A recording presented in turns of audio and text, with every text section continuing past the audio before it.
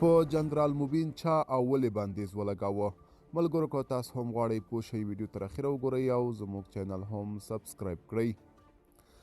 د افغان نیوز قدرمنو لیدونکو پام وکړئ د نن ورځې تازه او مهم خبر ته.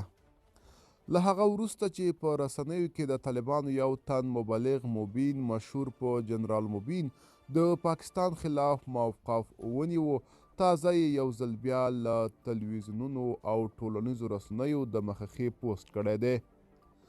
موبین پر خپله ایکس ټولنیزه پاڼه لیکلي دي: په رسنیو کې تر نامعلومې نیټې خدای پاماني واقعا سخته ده. سخت ځورونکی حالت کې یم. ځمکه راته سره تبه ګرځېدلې ده. نور د مقاومت توان نه لرم. بې عزته نه یم خو مجبور یم. تازه یو شمیر خبریالانو د طالبانو له منځه د خپلو سرچینو په حواله خبر ورکړی دی چې د طالبانو رهبرۍ شورا خپلو ټیټپوړو غړو ته سپارښتنه کړې تر څو د پاکستان خلاف له منفي تبلیغه لاس واخلي. ملګرو که تاسو هم د جنرال موبین په اړه د کوم نظر لرئ موږ سره په کومنټ کې ولیکئ. تر بلې ویډیو ښې چارې.